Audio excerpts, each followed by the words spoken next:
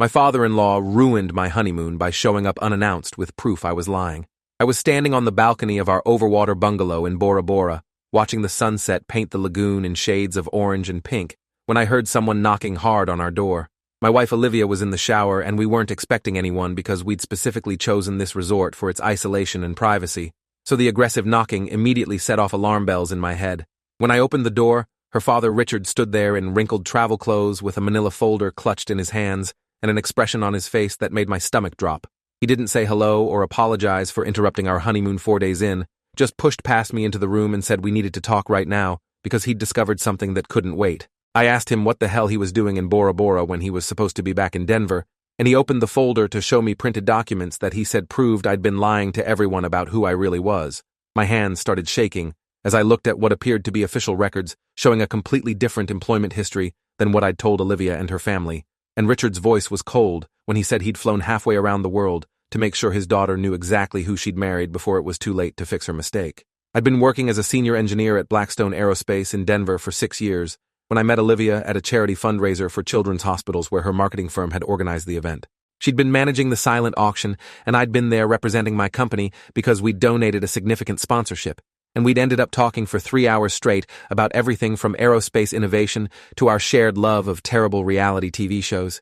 Our first real date was at a Thai restaurant near her apartment, where we'd laughed so hard about a story from her college years that the other diners had stared at us, and by the end of the night, I'd known I wanted to see her again as soon as possible. She'd met Richard and her mother Diane early in our relationship when they came to visit for Thanksgiving, and I'd spent the entire weekend trying to make a good impression on her father, who clearly had high standards for anyone dating his only daughter. Richard was a retired corporate attorney who'd built his career on being suspicious of everyone and everything, and he'd grilled me extensively about my job, my family background, my education credentials, and my long-term intentions with Olivia. I'd answered everything honestly because I had nothing to hide, but I could tell Richard was the type who would never fully trust anyone who wanted to marry his daughter. Olivia and I had dated for 2 years before I proposed during a weekend trip to Aspen, where we'd been skiing and I'd hidden the ring in her hot chocolate back at our cabin. She'd said yes immediately and called her parents right away to share the news, and I'd heard Richard's measured congratulations through the phone speaker lacking any real warmth or enthusiasm. Over the next 8 months of wedding planning, Richard had become increasingly involved in checking details about our future together, asking pointed questions about my salary and savings and retirement plans, like he was depositing his daughter into my care and needed to verify I was financially qualified. Diane had told Olivia privately that Richard was just being protective because Olivia was his only child and he wanted to make sure she'd be taken care of, but I'd sensed something more than normal parental concern in the way Richard looked at me sometimes during family dinners. He'd asked me once about my undergraduate thesis in mechanical engineering and seemed suspicious when I couldn't remember specific details from a project I'd completed 12 years ago, like he was testing me to see if I'd actually attended the university I claimed. I'd laughed it off at the time, and Olivia had told her dad to stop interrogating her fiancé, but looking back now, I could see Richard had never fully believed my background was legitimate. The wedding had been beautiful, despite Richard's obvious discomfort throughout the ceremony, and during his father of the bride speech at the reception, he'd made comments about hoping I would prove worthy of his daughter's trust that felt more like warnings than well wishes. Olivia had been embarrassed by his tone and apologized to me later, saying her dad just needed time to adjust to the idea of her being married and moving into this new phase of life. We'd left for our honeymoon in Bora Bora 2 days after the wedding, both of us exhausted from the festivities, but excited to finally have 2 weeks of uninterrupted time together in paradise. The first 3 days had been perfect, with nothing to do but swim in the crystal clear water, eat incredible food, and enjoy being newlyweds without any outside pressure or family dynamics to navigate. I'd thought we were completely safe from reality for the next 11 days, which is why seeing Richard standing in our bungalow holding a folder of accusations felt like being punched in the chest while the ground opened up beneath my feet. If you are enjoying this story already, please subscribe to see more stories like this. Richard spread the documents across our bed while I stood there trying to process what I was seeing. There were employment records showing I'd worked as a junior technician at a completely different company during the years I claimed to be at Blackstone Aerospace, along with what looked like university transcripts indicating I'd never completed my engineering degree, despite telling everyone I'd graduated with honors.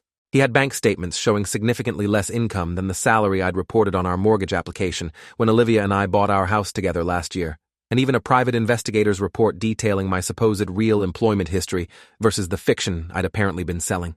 Richard's hands were steady as he pointed to each document and explained in his lawyer voice exactly what they proved about my character and my lies, while my mind raced trying to understand where this fabricated version of my life had come from. I told him these documents were wrong, that I absolutely worked at Blackstone, and had definitely graduated from Colorado State with my engineering degree, but he just shook his head and said he'd verified everything through multiple sources before spending thousands of dollars to fly to Bora Bora and confront me. Olivia came out of the bathroom wrapped in a towel and froze when she saw her father standing in our honeymoon suite. She asked what was happening and why he was here, and Richard turned to her with an expression of such genuine concern and sadness that I knew this was about to get much worse. He told her he was sorry to interrupt their honeymoon, but he'd discovered information that she needed to know immediately before she made any more life decisions with me. He walked her through each document while I watched her face cycle through confusion, disbelief, and then a terrible uncertainty that cut deeper than any accusation Richard could level. She asked me if what her father was showing her was true, if I'd been lying about my job and education, and the fact that she even had to ask made something crack inside my chest. I swore to her that none of it was true, that I had no idea where these fake documents came from, but they were absolutely fabricated, and I could prove everything if she'd just give me the chance. Richard interrupted to say that, of course, I'd claim they were fake, because admitting the truth would mean admitting I'd built our entire relationship on deception and fraud. I pulled out my phone to call my boss at Blackstone Aerospace to verify my employment, but it was almost midnight in Denver, and the call went to voicemail. I tried texting several coworkers who could confirm I worked there, but none of them responded immediately because they were probably asleep or not checking their phones on a Saturday night. Richard watched my increasingly frantic attempts to prove myself and said he'd already contacted Blackstone's HR department earlier in the week, and they'd told him they had no record of anyone by my name working there currently or in the past 6 years. I said that was impossible because I'd literally been in the office the day before we left for our honeymoon, but Richard just pulled out another document showing the email exchange with Blackstone's HR director, who'd confirmed no employment record existed. Olivia sat down on the edge of the bed, still in her towel, and asked me to explain how her father could have official correspondence from my supposed employer saying I'd never worked there, and I had no answer, except to keep insisting there had to be some terrible mistake or misunderstanding. Richard said he'd hired a private investigator named Lawrence Kelly, who had 18 years of experience in corporate background verification, and every piece of evidence in the folder had been independently verified through official channels. He showed me the investigator's credentials and licensing information, along with a detailed report showing the methodology used to confirm each finding. According to Kelly's investigation, I'd been working as a maintenance technician at a small manufacturing plant in Aurora for the past 6 years, making roughly $40,000 annually, not the $120,000 engineering salary I'd claimed. The report included photographs of someone who looked vaguely like me entering and exiting this manufacturing plant, though the images were grainy and taken from a distance. Richard said the investigator had also discovered that I'd dropped out of Colorado State during my junior year and never completed my degree, despite having what appeared to be a diploma hanging on the wall of our home office. He'd even obtained what he claimed were my real tax returns, showing the significantly lower income, though I had no idea how he'd gotten documents that should have been private and confidential. Olivia was crying now and asking me to please just tell her the truth, to stop lying if I'd been lying, because she couldn't handle not knowing what was real anymore. I tried to hold her hand, but she pulled away, and I felt our marriage starting to crumble just 4 days after we'd promised to love each other forever. I told her I was telling the truth, that I'd never lied to her about anything, and that someone had clearly fabricated these documents to destroy us for reasons I couldn't understand. Richard scoffed and said the narcissistic response of every con artist was to claim they were the real victim when their lies were exposed. He told Olivia that she needed to seriously consider whether she wanted to stay married to someone who'd built their entire relationship on fraud, and that she could probably get an annulment since the marriage was less than a week old and based on false pretenses. The word annulment hit me like a physical blow because I'd never imagined our marriage ending before it had really even started, and especially not because of accusations that were completely false. I asked Richard why he'd waited until now to bring this up if he'd been investigating me for weeks or months. He said he'd only started the investigation 2 weeks before the wedding after a former colleague of his had mentioned seeing me working at the Aurora manufacturing plant and questioned why I was there if I supposedly had a high-level aerospace job. Richard had initially dismissed it as a case of mistaken identity, but the nagging doubt had made him hire Kelly to do a quick background check, just to verify everything was legitimate. The investigator's preliminary findings had come back 3 days before the wedding showing discrepancies in my employment history, but Richard hadn't wanted to ruin Olivia's wedding day based on incomplete information. He'd told Kelly to continue investigating while we were on our honeymoon, and when the full report came back with documented proof of the lies, Richard had booked the next flight to Bora Bora because he couldn't let his daughter spend another day living in deception. The timeline made a certain twisted sense if you believed the documents were real, but I knew they weren't, and I needed to figure out how to prove it before my marriage dissolved completely. Olivia asked to speak with her father alone, and I stepped out onto the balcony while they talked inside our bungalow. I could hear their voices through the glass door, but couldn't make out specific words, just the tone of Richard's firm certainty and Olivia's occasional sobs. I stood there looking at the darkening lagoon, and tried to think through how someone could have created such a comprehensive set of false documents about my life. The employment records, the transcripts, the bank statements, the private investigator's report, all of it would have required significant resources and planning to fabricate convincingly enough to fool an experienced attorney like Richard. I thought about who might have motivation to destroy my relationship with Olivia, but came up blank because we hadn't been together long enough to make serious enemies, and I couldn't think of anyone in my past who'd carry that kind of grudge. My phone buzzed with a text from my older brother Nathaniel asking how the honeymoon was going, and I almost laughed at the absurd timing before typing back that I'd call him later because something crazy was happening. Richard came out onto the balcony after about 20 minutes and told me Olivia needed time to process everything and I should sleep somewhere else tonight. I asked where exactly he expected me to sleep since we were on a private island in the middle of the Pacific Ocean, and he said he'd already arranged for me to stay in one of the resort's standard rooms on the opposite side of the property. The fact that he'd planned this far ahead made me realize he'd never intended this confrontation to end with me staying married to his daughter. He'd flown to Bora Bora expecting to break up our marriage and had prepared accordingly, which meant he truly believed the documents in that folder were legitimate proof of my deception. I told him I wasn't leaving Olivia alone while he poisoned her against me with fabricated evidence, but he said she'd specifically asked for space, and if I actually cared about her feelings, I'd respect that request. Olivia appeared in the doorway, still wrapped in her towel, and confirmed quietly that she needed time alone to think, and her voice was so small and hurt that I couldn't argue without making things worse. I grabbed some clothes and my laptop and walked across the resort to the room Richard had booked, feeling like I was living through a nightmare that wouldn't end. The standard room was nice enough, but felt like a prison cell compared to the overwater bungalow I'd been sharing with my wife, and I spent the first hour pacing and trying to figure out my next move. It was still Saturday night in Denver, which meant most businesses were closed, and I couldn't call anyone to verify my employment or education until Monday morning at the earliest. I logged into my Blackstone Aerospace email account to show Olivia that I clearly had access to company systems, but then realized Richard would probably just claim I'd somehow faked that too. I pulled up my online banking to show my actual income deposits from Blackstone, but the account wouldn't load properly on the resort's slow internet connection, and I couldn't get past the security verification screen. Every attempt to prove my innocence seemed to hit some obstacle or delay, and I could feel time working against me as Richard spent the night convincing Olivia that her new husband was a fraud and a liar. Sunday morning came with bright sunshine that felt like mockery against my total exhaustion from not sleeping. I'd spent the entire night researching how someone could forge employment records and official documents, and discovered it was disturbingly easy to create convincing fakes if you had the right software and skills. The more I read about document fraud and identity manipulation, the more I understood how Richard had been fooled into believing a false narrative about my background. Someone with sufficient motivation and resources could absolutely create the kind of comprehensive documentation that was currently destroying my marriage, but I still couldn't figure out who or why. I tried calling Blackstone's main office number even though it was Sunday, hoping maybe someone would answer, but got only the automated directory system.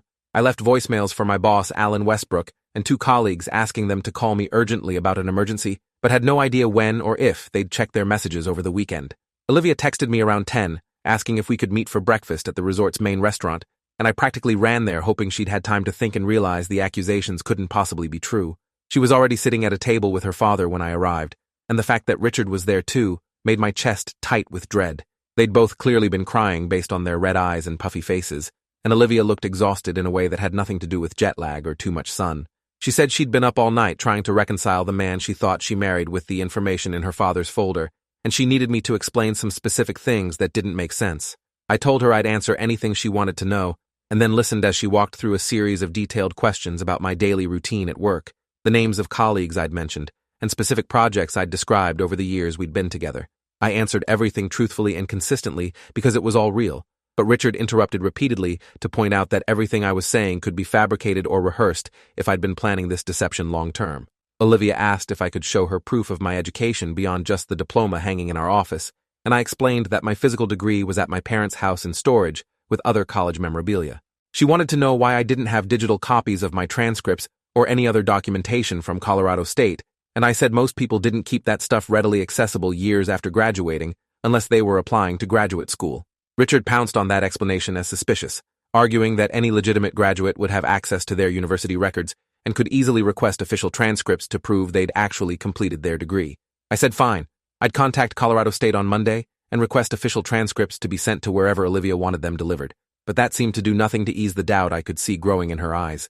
She asked about the photographs in the investigator's report, showing someone who looked like me at the Aurora manufacturing plant, and I explained that plenty of people resembled each other, and surveillance photos from a distance could easily capture the wrong person. But even as I said it, I could hear how defensive and unconvincing I sounded, like every innocent explanation was actually just a smooth cover story from a practiced liar. Richard excused himself to make some phone calls and left Olivia and I sitting across from each other in heavy silence. She finally asked the question I'd been dreading since this nightmare started, which was whether there was any part of the accusations that might be true, any small lie I'd told that had snowballed into this disaster. I looked her in the eyes and swore on everything I held sacred that I'd never lied to her about my job, my education, my income, or anything else, that the man she married was exactly who he'd always claimed to be. She wanted to believe me. I could see that struggle playing out across her face, but her father had planted seeds of doubt that were growing with every hour I couldn't provide immediate concrete proof of my innocence. She said she needed to see documentation from Blackstone Aerospace confirming my employment and salary, copies of my tax returns showing my real income, and official transcripts from Colorado State proving I'd graduated. And until I could provide all of that, she wasn't sure she could trust anything I said. The fact that my own wife needed documented proof of basic facts about my life felt like betrayal on a level I couldn't quite process. But I understood she was trying to navigate between her love for me and her father's seemingly authoritative evidence that I was a con artist. If this story keeps your interest, please subscribe to get more stories like this. I spent the rest of Sunday trying to reach people who could help verify my story, but it was like the universe had conspired to make sure nobody was available when I needed them most. My parents were on a cruise in Alaska and completely unreachable by phone. My brother Nathaniel was traveling for work and not responding to texts, and every colleague from Blackstone who might have helped was presumably enjoying their Sunday and ignoring work communications. The resort's business center had a computer where I could access email, but my Blackstone account kept timing out on the slow internet, and I couldn't load anything substantial enough to show Olivia. I found my LinkedIn profile showing my employment history and education, but Richard dismissed that as easily faked since anyone could claim anything on social media. I showed Olivia photos on my phone from company events and project sites, but Richard pointed out that I could have been a visitor or contractor at those locations without actually working there as a senior engineer. Every piece of evidence I could produce felt weak and circumstantial compared to the official-looking documents Richard had brought with him in that manila folder. Monday morning arrived, and I was waiting outside the resort's business center when it opened so I could start making calls to the United States. My first call was to Blackstone Aerospace's main line, and when the receptionist answered, I asked to be transferred to HR Director Beverly Franklin, who Richard claimed had confirmed no employment record existed for me. Beverly picked up on the third ring, and I explained who I was and asked why she'd told someone I didn't work at Blackstone when I'd literally been there the previous week. There was a long, confused silence before Beverly said she'd never received any inquiry about my employment and had no idea what I was talking about. I asked if anyone from her department had responded to an email or phone call from Richard or the investigator Lawrence Kelly, and she said absolutely not, that they had strict policies about verifying employment information and would never respond to random inquiries without proper authorization. She pulled up my file while I waited and confirmed that yes, I'd been employed there for 6 years as a senior engineer with excellent performance reviews, and my current salary was exactly what I'd told Olivia it was.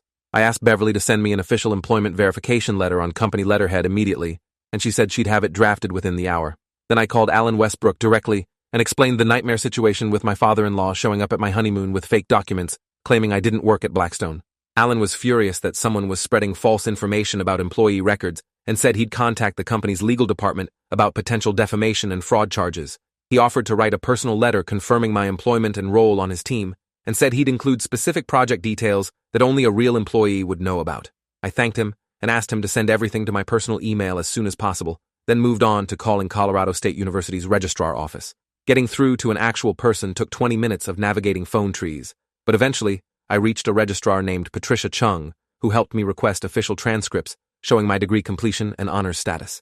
She said they could process an expedited digital copy within 24 hours for an additional fee, and I agreed immediately because spending extra money was worth proving I'd actually graduated. Armed with promised documentation from multiple sources, I went to find Olivia at the breakfast restaurant where she was eating alone.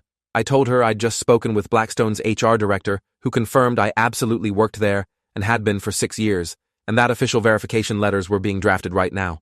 I explained that Colorado State was processing my transcript request, and I'd have digital proof of my degree by tomorrow. Olivia looked relieved but cautious, asking why Blackstone would now confirm my employment when Richard's investigator had been told I didn't work there. I said that was an excellent question, and suggested maybe the investigator had lied to Richard or never actually contacted Blackstone in the first place, that perhaps this entire situation was based on fabricated investigation results rather than real due diligence. She wanted to believe that explanation, but said we needed to wait for the actual documentation before making conclusions. that her father's evidence was detailed and official-looking enough that we couldn't dismiss it without equally compelling proof of its falsehood. Richard appeared, and I told him about my conversations with Blackstone and Colorado State, and his face went through several emotions before settling on suspicious determination. He said he'd call Beverly Franklin himself to verify what I was claiming, and that he'd also contact Lawrence Kelly to confirm the investigators' findings weren't fabricated. I told him to absolutely do that I wanted this resolved as much as he did, and maybe then he'd apologize for flying to Bora Bora to destroy my honeymoon based on lies. Richard's jaw tightened, and he walked away to make his calls, leaving Olivia and I sitting in tense silence. She asked what I thought was really happening here, whether I believed someone had actually fabricated an entire investigation report to frame me, and I said that was the only explanation that made sense, unless she thought I'd managed to fool Blackstone Aerospace for 6 years while secretly working as a maintenance technician. She gave me a weak smile and admitted that scenario did sound absurd when I put it that way, but her father had seemed so certain, and the documentation had looked so legitimate, that she'd started questioning everything she thought she knew about reality. Richard returned 15 minutes later, looking pale and shaken, and said he'd just spoken with Beverly Franklin, who confirmed what I'd told him about my employment. He'd also called Lawrence Kelly, and the investigator had admitted that some of his findings might need to be re-examined because his sources hadn't been as reliable as he'd initially represented. I asked Richard what exactly that meant, and he said apparently Kelly had relied on information provided by someone claiming to be a concerned third party with access to employment records, but he was now questioning whether that source had been legitimate. The admission felt like vindication, but also raised even more questions about who had fed false information to the investigator and why they'd want to destroy my marriage. Richard sat down heavily and said he owed me an apology for not verifying the investigation's findings more thoroughly before flying halfway around the world to confront me, but he'd trusted Kelly's credentials and experience and assumed the report was accurate. I told him an apology wasn't enough given that he'd just destroyed the first days of our honeymoon and nearly ended our marriage, but at least we were starting to uncover the truth about what had actually happened. Olivia asked her father to explain exactly how the investigation had started and what information had been provided by this mysterious third party. Richard pulled out his phone and scrolled through emails from Kelly, reading aloud the messages detailing how someone had contacted the investigator, claiming to have evidence that I was living a double life with fake credentials and employment history. This source had provided specific details about the Aurora manufacturing plant, where I supposedly worked, and had even supplied the photographs that looked vaguely like me entering that facility. The source had also directed Kelly toward the fake employment records at Blackstone and the fabricated university transcripts, essentially building an entire false narrative that the investigator had then verified through what he claimed were independent channels. But now it was becoming clear that Kelly's verification had been less thorough than Richard had been told, and that much of the evidence in the folder was based on a single source with unknown motivation rather than multiple independent confirmations. I asked if Kelly had any information about who this source was or how they'd contacted him, and Richard said the investigator had been approached through his business website by someone using an anonymous email address. The source had claimed to be a former colleague of mine who felt guilty about my deception and wanted to protect Olivia from marrying a fraud, and had provided just enough verifiable details to seem credible. Kelly had met with this person once in a parking lot where they'd handed over a USB drive containing all the fake documents, and the investigator had foolishly accepted them as legitimate without thoroughly investigating their origin. Richard was visibly angry as he described how he'd been manipulated into destroying his own daughter's honeymoon based on fabricated evidence, and he said he was planning to file complaints against Kelly with every relevant licensing board. But that didn't help us figure out who had orchestrated this attack on our marriage or what they hoped to gain from it. Olivia asked if I had any enemies who might want to hurt me this way, and I told her honestly that I couldn't think of anyone with both the motivation and resources to pull off something this elaborate. My work relationships were positive. I hadn't had any serious romantic relationships before her that ended badly enough to inspire revenge, and my family dynamics were normal without any major conflicts or resentments. The only explanation that made sense was that someone wanted to destroy my relationship with Olivia specifically, which meant they were either targeting her or targeting us as a couple for reasons I couldn't fathom. Richard suggested we needed to hire our own investigator to track down who'd provided the false information to Kelly, someone more competent and ethical than the investigator who'd already proven himself unreliable. I agreed that made sense, but also pointed out that whoever had done this was clearly sophisticated enough to cover their tracks with anonymous emails and parking lot meetings, which meant finding them might be nearly impossible. The employment verification letter from Blackstone arrived in my email around noon on Monday, and I showed it to Olivia and Richard on my laptop screen. The letter was on official letterhead signed by Beverly Franklin and Alan Westbrook, confirming my employment dates, current position, and salary range. It included specific project details and performance metrics that would be impossible to fabricate without insider knowledge of the company. Richard read it twice before admitting it appeared legitimate, though he said he'd call Blackstone's main office to verify the letter hadn't been forged. I told him to make whatever calls he needed because I wanted this resolved completely, and he stepped away again to do his verification process. Olivia hugged me for the first time since her father had arrived, and feeling her arms around me after 2 days of doubt and separation made me almost break down crying. She apologized for questioning me and said she'd been torn between trusting her husband and trusting her father's evidence, and she felt terrible about how much pain the uncertainty had caused both of us. Richard confirmed the Blackstone letter was legitimate after speaking with multiple people at the company, and he admitted he'd been completely wrong about my employment fraud. The transcripts from Colorado State arrived the next morning showing my degree completion with honors, and Patricia Chung from the registrar's office had included a cover letter with verification codes that Richard could use to confirm the document's authenticity through the university's official channels. Every piece of evidence Richard had used to accuse me of being a fraud was systematically dismantled over the next several days, and by Thursday morning of what was supposed to be our romantic honeymoon week, we'd proven conclusively that the manila folder of accusations was built entirely on fabricated documents and lies. Richard apologized multiple times and offered to pay for us to extend our honeymoon to make up for the days we'd lost to his investigation, but the damage to our vacation and our trust was already done and couldn't be fixed with extra hotel nights. We decided to hire a private investigator recommended by Richard's attorney friend, someone named Gordon Hayes, who specialized in corporate fraud and had 23 years of experience tracking down document forgers and identity thieves. Hayes reviewed all the fake documents that had been provided to Lawrence Kelly and immediately identified several red flags that an experienced investigator should have caught, including inconsistent formatting in the employment records and metadata errors in the supposedly official university transcripts. He said whoever created these forgeries was skilled but had made small mistakes that revealed their handiwork, and he believed he could track down the source by following the digital trail of how the documents had been created and distributed. Hayes asked detailed questions about everyone in my life who might have access to enough personal information to forge convincing fake records, and I walked him through my work colleagues, college friends, extended family members, and even casual acquaintances, trying to identify anyone with means and motive. The breakthrough came when Hayes analyzed the metadata on the files from the USB drive that had been given to Kelly. He discovered that all the documents had been created on the same computer using specific software and then deliberately scrubbed of most identifying information. But whoever did the scrubbing had missed some embedded data in the image files. One of the photographs supposedly showing me at the Aurora manufacturing plant contained GPS coordinates in its metadata, and when Hayes investigated those coordinates, they pointed to a location near Olivia's marketing firm rather than anywhere I'd ever worked or lived.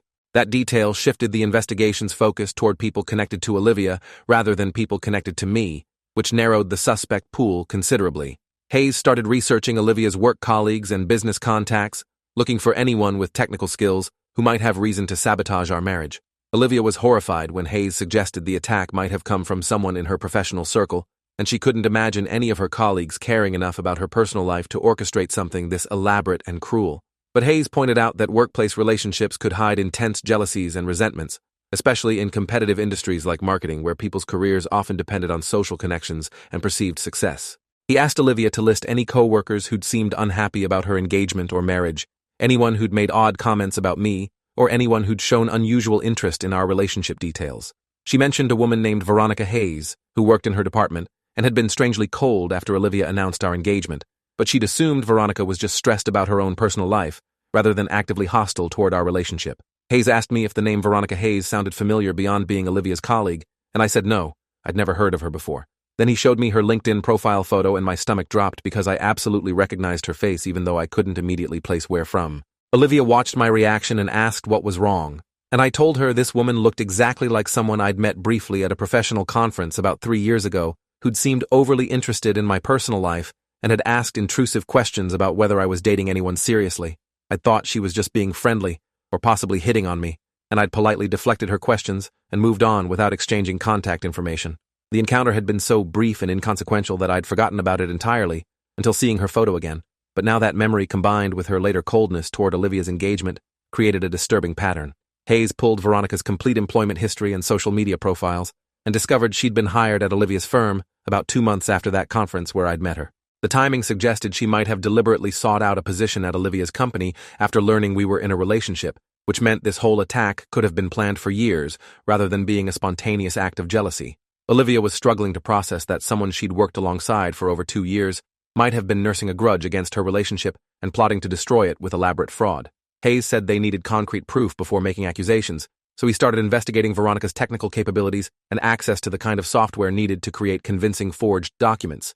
He discovered she had a background in graphic design before transitioning to marketing, which meant she absolutely had the skills to fabricate official-looking employment records and university transcripts. The case broke wide open when Hayes got access to Veronica's work computer with permission from Olivia's firm's IT department, who agreed to cooperate after hearing about potential fraud involving their employee.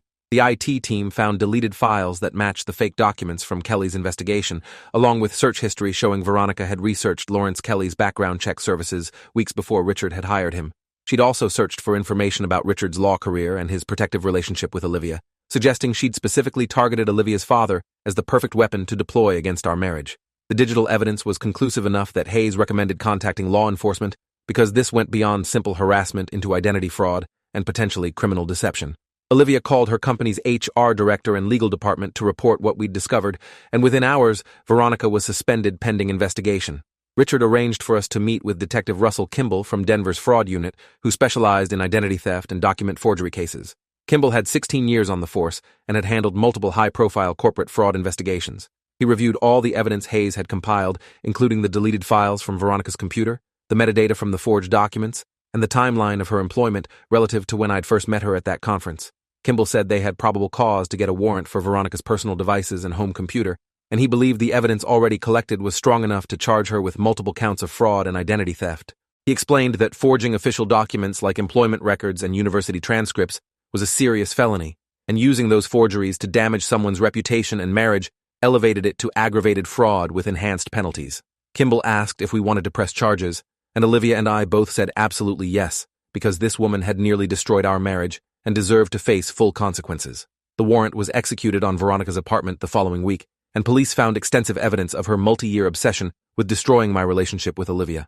Her personal computer contained hundreds of files, including surveillance photos of us together at restaurants and events, detailed notes about our relationship milestones, and drafts of the fake employment records and transcripts she'd eventually provided to Lawrence Kelly. They also found a journal where Veronica had written pages and pages about how I'd humiliated her at that conference by rejecting her subtle advances, and how she'd decided Olivia didn't deserve to be happy with the man who'd made Veronica feel unwanted and worthless. The journal entries showed a clear progression from initial hurt feelings to obsessive rage to calculated planning for revenge, all because I'd politely declined to continue a conversation with her at a professional event 3 years earlier. Detective Kimball said the journal alone demonstrated both premeditation and disturbed thinking that would strengthen their case against her significantly. Veronica was arrested at her apartment and charged with 3 counts of felony fraud, 2 counts of identity theft, 1 count of harassment, and 1 count of witness tampering for her manipulation of Lawrence Kelly. The prosecutor assigned to the case was an assistant district attorney named Catherine Morse, who had a reputation for aggressively pursuing perpetrators of fraud cases involving women targeting other women. Morse explained that Veronica's crimes were particularly egregious because she'd exploited family relationships and wedding celebrations to cause maximum emotional damage, and she planned to recommend substantial prison time if Veronica was convicted. The case made local news when details emerged about how Veronica had spent years plotting to destroy her co-worker's marriage over a perceived rejection at a conference. And suddenly, our nightmare honeymoon was becoming a public story about obsession and revenge. Several other women came forward saying Veronica had made them uncomfortable at work with intense reactions to their relationship news, suggesting this kind of behavior was a pattern rather than an isolated incident. Richard was devastated when he realized how completely he'd been manipulated into serving as Veronica's weapon against our marriage. He'd flown to Bora Bora carrying her forgeries and accusations, confronted me with fake evidence during what should have been the happiest week of our lives, and nearly convinced his own daughter to get an annulment based entirely on lies. He apologized repeatedly and offered to make amends however he could, and I told him the best thing he could do was support Olivia and me during the prosecution of Veronica, and accept that rebuilding trust would take time. Olivia was angry at her father for not verifying the investigation more thoroughly before destroying our honeymoon, but she also understood he'd been genuinely trying to protect her from what he believed was a con artist. We all agreed that Veronica had been remarkably skilled at manipulating Richard's protective instincts and using his own love for Olivia as a weapon against our relationship. The trial took place 8 months later, and Olivia and I both testified about the damage Veronica's fraud had caused to our marriage and mental health. I described the horror of having my father-in-law show up at our honeymoon with a folder full of lies, and how we'd spent days in paradise living through a nightmare of doubt and accusation. Olivia talked about the trauma of questioning whether her new husband had built their entire relationship on deception, and how that doubt had infected even happy memories from our time together before the wedding. Richard testified about how he'd been deceived into believing I was a fraud, and how ashamed he was that his desire to protect his daughter had made him the perfect tool for Veronica's revenge plot. Lawrence Kelly testified about how Veronica had approached him with seemingly legitimate concerns and convincing evidence, and how he'd failed to adequately verify her information before providing Richard with an investigation report. His testimony damaged his own reputation, but helped establish the scope of Veronica's deception and planning. The defense tried to argue that Veronica had been experiencing a mental health crisis, and her actions stemmed from delusional thinking rather than criminal intent, but the journal entries and extensive planning demonstrated clear awareness of right and wrong. The prosecution presented expert testimony about the sophistication required to forge the documents Veronica had created, showing this wasn't impulsive behavior, but calculated fraud, requiring technical skills and sustained effort. Catherine Morse walked the jury through every step of Veronica's 3-year obsession, from the initial conference encounter through her deliberate job placement at Olivia's firm, to her eventual weaponization of Richard's protective relationship with his daughter. The evidence was overwhelming, and the jury deliberated for less than 4 hours before returning guilty verdicts on all charges. The judge sentenced Veronica to 5 years in prison, followed by 5 years of supervised probation, and ordered her to pay restitution for our honeymoon costs, therapy expenses, and the legal fees we'd incurred defending against her attack. Olivia and I spent months in couples therapy, working through the trauma of having our honeymoon destroyed and our trust violated in such a public way. Our therapist, Dr. Angela Frost, specialized in helping couples recover from major breaches of trust and external attacks on their relationships. She helped us understand that the damage hadn't come from anything we'd done wrong, but from Veronica's disturbed obsession that would have found some way to manifest, regardless of our actions. Dr. Frost taught us techniques for rebuilding intimacy after trauma and processing the anger and grief that came from having such an important life milestone poisoned by someone else's revenge fantasy. The therapy was difficult, but necessary, and slowly we started to reclaim our marriage from the shadow of what had happened in Bora Bora. Richard worked hard to rebuild his relationship with both of us, and eventually we reached a place where we could laugh about the absurdity of him flying halfway around the world to interrupt our honeymoon with fake documents. He'd learned a painful lesson about verifying information before acting on protective instincts, and he became one of our strongest supporters during the trial and recovery process. Olivia forgave her father completely once she understood how skillfully Veronica had manipulated him, and their relationship actually grew stronger through the shared experience of surviving an attack meant to destroy our family. Richard paid for us to return to Bora Bora for a do-over honeymoon on our first anniversary, and this time the overwater bungalow stayed private and peaceful, without any unexpected visitors bearing manila folders of accusations. The case became something of a cautionary tale in Denver's legal and corporate communities about the dangers of obsessive behavior and the importance of thoroughly vetting information before acting on accusations. Lawrence Kelly lost his investigator's license and faced civil suits from us and from Richard for his negligent investigation practices. Olivia's marketing firm implemented new policies about background checks and workplace safety after discovering they'd employed someone actively plotting against a colleague's personal life. Several true crime podcasts covered Veronica's case as an example of how seemingly minor social rejections can trigger obsessive revenge fantasies in people with certain personality disorders, and our story became part of broader conversations about stalking and harassment in professional settings. We eventually started sharing our experience with other couples who'd faced external attacks on their relationships, and found that helping people understand they weren't alone in dealing with manipulation and fraud was healing for us too. Olivia and I both became advocates for stronger laws around identity theft and document forgery, testifying at the state legislature about how existing statutes hadn't adequately addressed the kind of comprehensive fraud Veronica had perpetrated. Our advocacy work gave purpose to the trauma we'd endured and helped us feel like something good had come from such a terrible experience. We also became much more cautious about sharing personal information publicly and maintaining digital security, understanding now how much damage could be done with seemingly innocent details about our lives.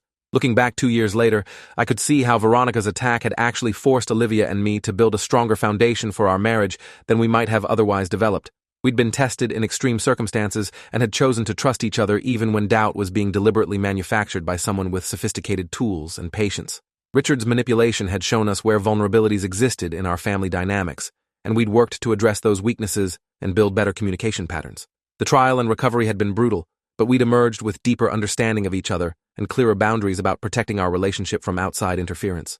We'd learned that love wasn't enough on its own, that marriage required active defense against people and circumstances that would try to destroy it. The photos from our original honeymoon sat in an album we rarely looked at because they reminded us of the nightmare we'd survived rather than the romance we'd planned.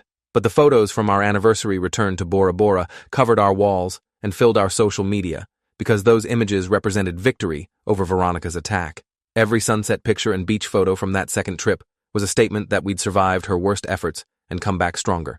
Richard appeared in many of those photos looking happy and relaxed, having earned his place in our vacation through genuine remorse and consistent effort to make amends. His redemption arc had been almost as important as our marriage's survival, showing that people could recover from being manipulated into causing harm if they were willing to do the difficult work of accountability and change.